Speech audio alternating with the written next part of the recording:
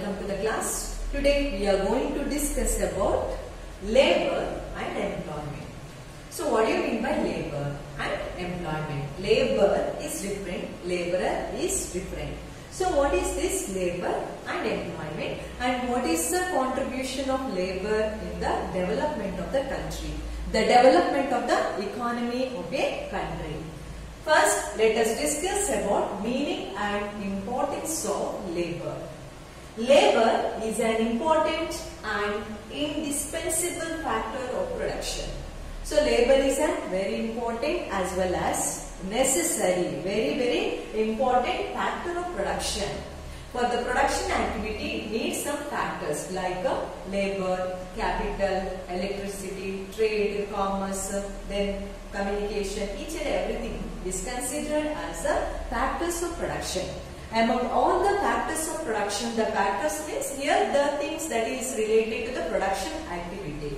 So that is called as the factors of production. Here labor and the capital is very important. Land, labor, capital. So land, labor, capital is considered as the important factors of production. Important factors that is important for the production activity. In the same way, labor is considered as the important and very necessary and indispensable factor of production. Labor is a human input in the process of production. Then what is labor? It is the human resource or the human input. So you know that in production activity, two important activities, input and output. So what is input that is needed? Important, that is input needed for the production activity, that is nothing but labor. Labor is the human input in the process of production. The role of human being is important in the production activity. For such activity, that is production activity, here the important input is a human input. Human input in the process of production is called as labor. No production is possible without human labor. So that is clear. Here the human role of human labor is important. Without the role of human labor, the work or the production activity is impossible. So for the production activity here, the role of human input or human labor is important.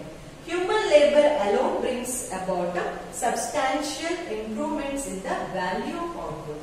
Only the human labor, not the machines or no other technology. In order to use that machine or the technology, here human labor is important. That's why human labor is considered as a very important human input for the production activity, and it is brings about substantial, means considerable improvement in the value of output. So that's why the role of labor is important in production activity. What is the meaning of labor? Labor means the capacity to exercise, the capacity or the ability or capability to exercise physical or mental effort for the purpose of producing goods or services by human beings. Here the mental effort and physical effort, both the efforts are important. So mental and physical effort of a person for the purpose of production activity or producing goods and services is called as a labor. So once again I'll repeat, labor means the capacity to exercise physical or mental effort for the purpose of production or producing goods or services by human beings is called as labor. Labor means work, laborer means a person. So do you see the difference? Labor and the laborer. So labor means the work that is given by human being. Laborer, the work one who gives, that is called as human being is called as a laborer. So that is the difference between labor and laborer. Then what do you mean by labor? The capacity to exercise physical or mental effort for the purpose of producing goods or services by human beings is called as a labor. So important question, remember. Labor includes all manual and intellectual efforts made to earn a living. Manual means human effort, physical effort and the mental ability. or mental effort. That is, both the efforts are important. For some works only physical, for some other works not physical, but mental intellectuality is very important. For information technology, here the mental or the intellectuality will play an important role. So here both, that is human effort, that is physical effort and mental effort, that both are very important for production activity. For that, here human being is important. The labor of human being or the input or human input is important. It does not include any work undertaken for one's pleasure or out of charity. Labor means it is not considered as the work is undertaken for one's own pleasure, one's own happiness or for the charity. Such kind of work is not considered as a labor. So remember, the work that is done for their own happiness, for their pleasure or for the purpose of charity, that is not a labor. For example, the services of a nurse. So what is the labor? The difference. Let us discuss through the example what is labor and what is not labor. The services of a nurse who receives payment are regarded as a labor. You know what is the work of nurse, isn't it? So the service taken from nurse, that is considered as a labor because she will be paid, isn't it? That's why it is considered as a labor. On the other side, the service of a mother who cares for her sick child is not considered as a labor. It is her duty, it's her responsibility, it is not her labor. It is not considered as a labor. See the difference between work of a nurse for the sick person or a sick people. On the other side, the work of a mother for the sick child. See the difference. The nurse work is considered as a labor and the work of a mother is not a labor. That is the difference. The work, the human input for the physical and mental purpose, and it gives some earnings for the living. That is called as a labor. Since labor is attached to human beings, it has some distinct features. Unlike the other factors of production, the unique features of labor are, because we have so many factors of production, I said in the beginning itself, land, labor, capital, electricity, all these infrastructure that is used, raw materials, water, hydroelectricity, everything is called as factors of production that is used for the production activity. But human input is considered, or human labor is totally different compared to the other factors of production that used in the production activity, because the following features that makes the human labor is totally different from other factors of production. So what are the features that differentiate the human labor with the other factors of production? It cannot be separated from the laborer. Laborer, labor, it goes together. It cannot be separated from the laborer. So the what work has done by laborer is considered as a labor. That's why it is cannot be separated. So that's why it cannot be separated from the laborer. Labor or the work cannot be separated from the laborer. Second, it cannot be accumulated. It cannot be gathered like other factors of production, whether it is water or other factors of production like capital. It cannot be gathered. It cannot be accumulated. But it goes together with the labor. Labor goes together with the laborer. That's why it cannot be accumulated. Its supply varies over time. The supply of labor is varies. It is different over time. So, for example, it depends on the age factor. Depending on the age factor or depending on the work. So, it is varies from place to place, varies from work to work. It is not same. It is less mobile. The mobility of or moving of or mobilization of labor is less compared to the other factors of production. We cannot move these people from one place to another, from one factory to another. So mobility is less compared to other factors of production. It differs in efficiency. The person A, B, C. The labor of a person, laborer A is different compared to the labor of laborer B. That is different. So efficiency differ. There is a difference in the efficiency or the capacity or the ability of the laborers. In this way, these features always makes human labor always different from other factors of production. The first one, it cannot be separated from the laborer. Second one, it cannot be accumulated. Third one, its supplies varies over time. Next, it is less mobile and it differs in efficiency. Next, importance of labor.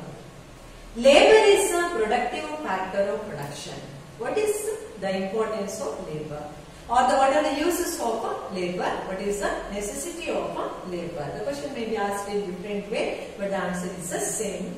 Labor is a productive factor of production. Labor means it is an important factor of production related to the production activity. That's why it is considered as a productive factor of production. It activates the other factors and makes them useful for production purposes. The machine is used for the production activity. To make that machine to work, the person is behind that person is very, very important. That's why it activates, labor always activates other factors of production and make them useful for the manufacturing activities or the production activities or the production purposes. Therefore, the quantity and quality. Not only the quantity but also the quality of labor force in a country are crucial factors.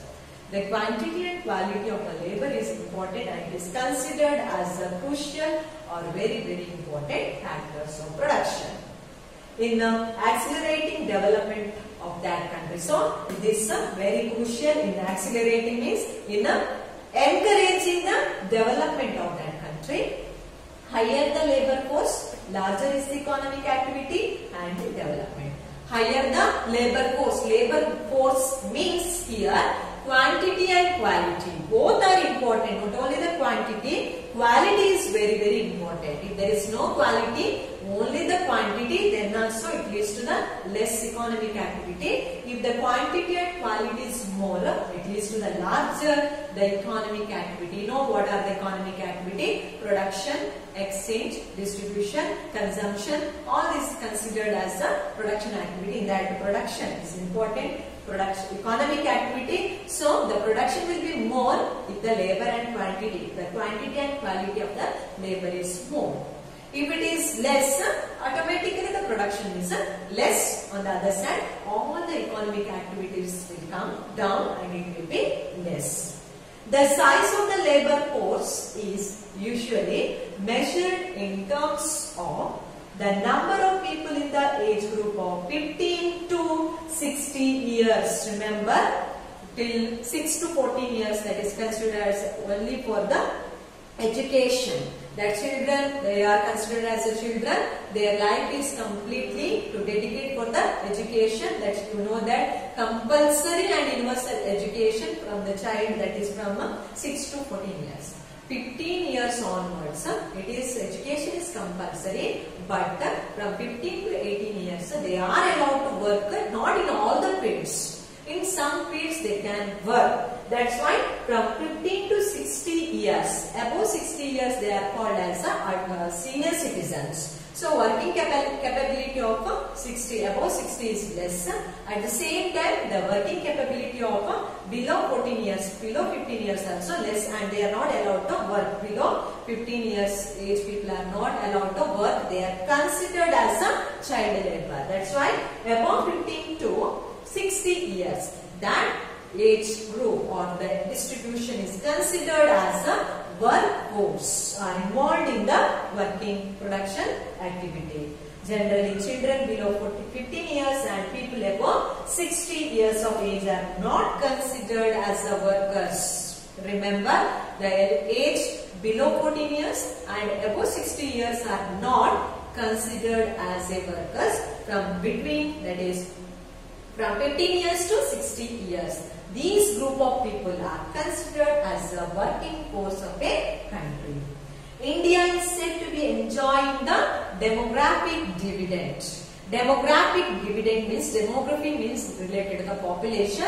Dividend means it is the asset. It is the profit. India is considered as under the stage of demographic dividend because why the population is considered as dividend or profit to the Indians. The main reason is here the proportion of people in the younger age group who can engage in work is very high compared to the other countries. That is the number of people between 15 years to 60.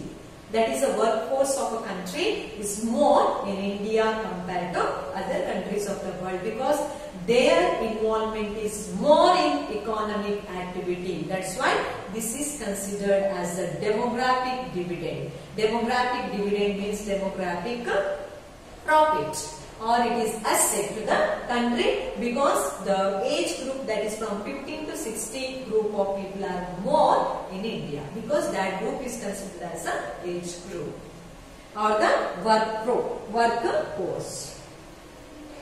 That is about the importance of labor or the importance of workforce.